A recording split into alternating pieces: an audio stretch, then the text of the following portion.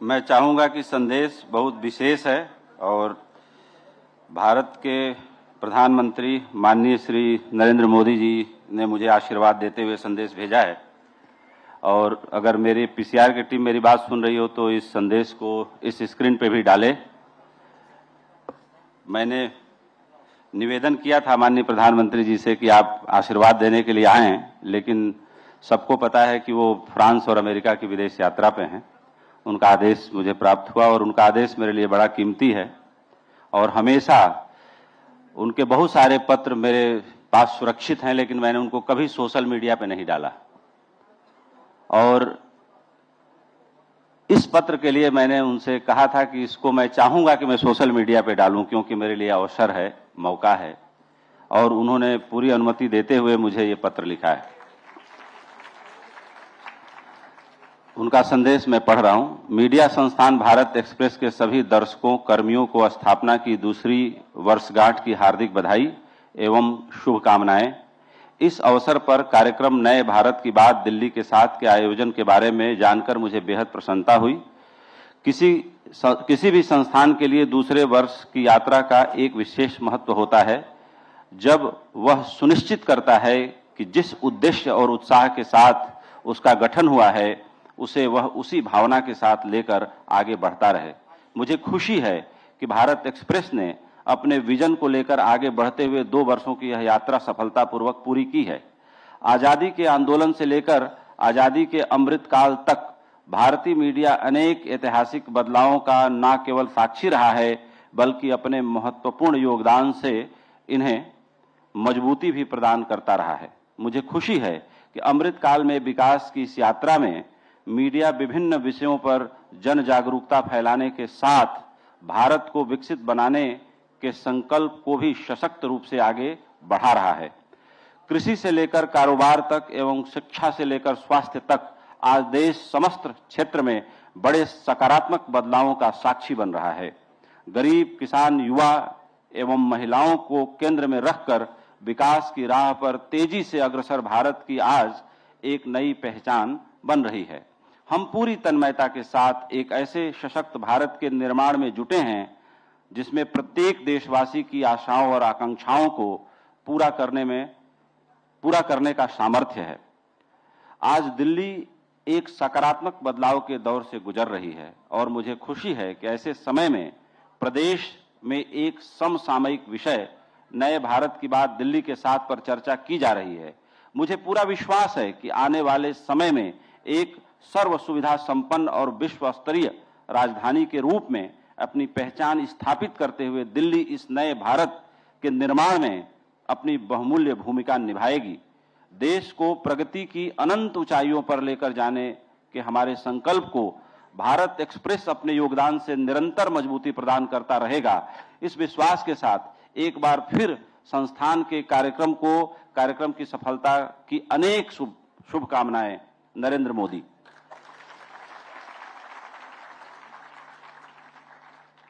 तो प्रधानमंत्री जी का ये पत्र 10 फरवरी को लिखा गया है, आज सुबह ही मुझे प्राप्त हुआ।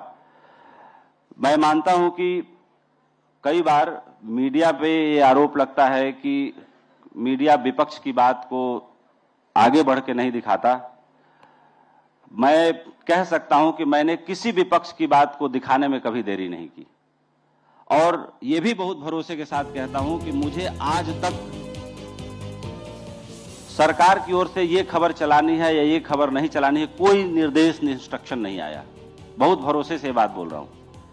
लेकिन होता यह है कि जब इस चैनल की स्थापना मैं कर रहा था तो एक सवाल मेरे एक सहयोगी ने पूछा था कि आपके मन में अभी क्या भाव आ रहा है।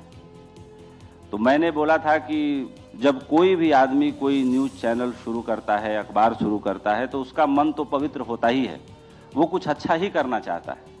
लेकिन ये भी बात सही है कि बाजार के जो दबाव होते हैं, लोगों की उम्मीदों और आकांक्षाओं पे खरा उतरने और समय से डिलीवरी देने का जो प्रेशर होता है वो बड़ा गहरा होता है और हर समय की अपनी एक मांग होती है। जैसे गांधीयन पत्रकारिता की बात होती है तो गांधीयन पत्रकारिता में एक बात समय के उस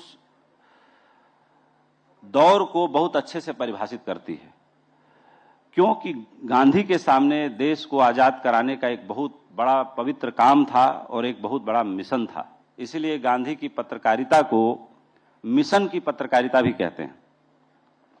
वैसे आज की पत्रकारिता जरूर थोड़ा बदली है और उसके बदलने के कारण है कि जब महात्मा गांधी आजादी की लड़ाई लड़ रहे थे तो आप सीधे अब से करीब लगभग 100-150 साल आप पीछे जाइए और 100-150 साल में जितने बदलाव आए हैं उसके बारे में भी मैं जरूर थोड़ा सा आप लोगों को बताना चाहूँगा कि अगर इस पृथ्वी को पैदा हुए 450 करोड़ साल हुए और जब आदमी आदि मानव था तो वैज्ञानिक या जानकार या सामाजिक विकास पर बोलने, कहने वाले, लिखने वाले ये बताते हैं कि जब आग का आविष्कार नहीं हुआ था तो आदमी सबसे निरीह प्राणी था। कीड़े मकोड़ों के ऊपर हमारी इससे ज़्यादा हैसियत नहीं थी।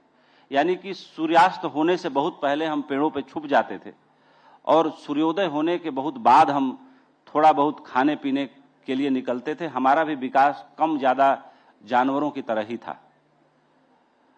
तो ये एक युग हुआ जिसको आदिम युग कहते हैं।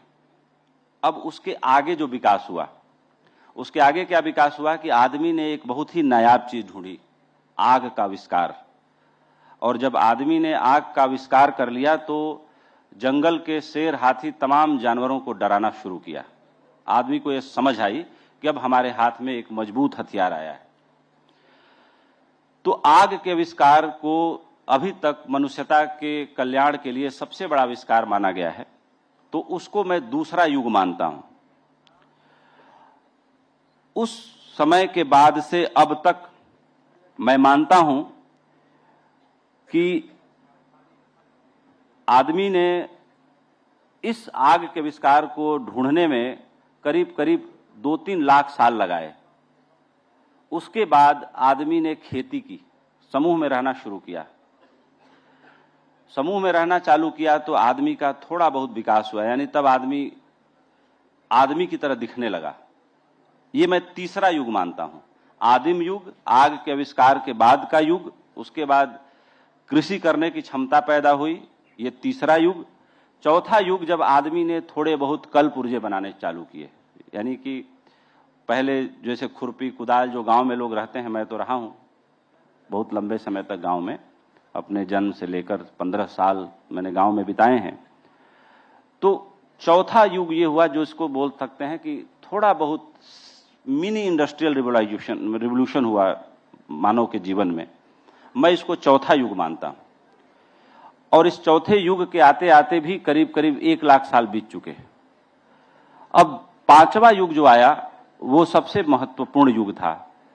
तब आदमी गांव में रहने लगा, गांव के बाहर छोटे छोटे नगर बनने लगे, आदमी के हाथ में शिल्प कला आई, बहुत सारी चीजें गढ़ने बनाने का हुनर आया।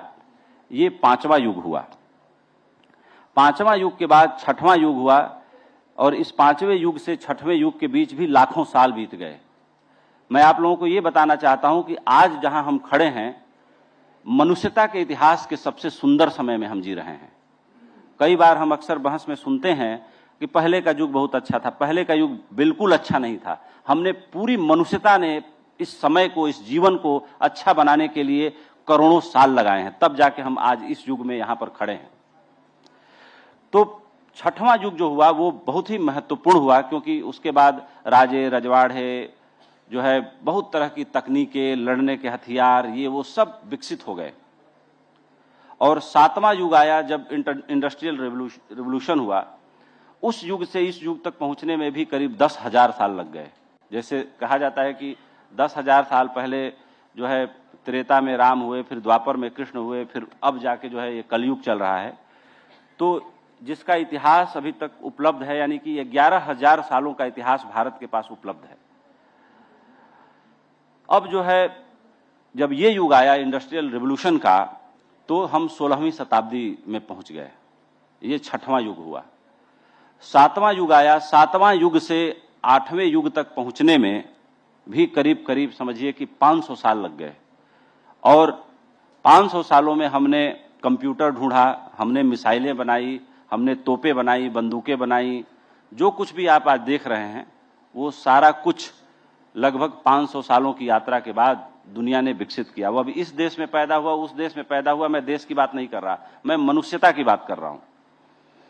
अब उसके बाद जो आठवां युग आया, आठवां युग में जो सूचना क्रांति हुई, और उसके बाद जो मैं अपने ज्ञान के आधार पर बता रहा हूं कि मैं इसको 9वें युग में विभाजित करता हूं कि ये जो 9वां युग चल रहा है, इसमें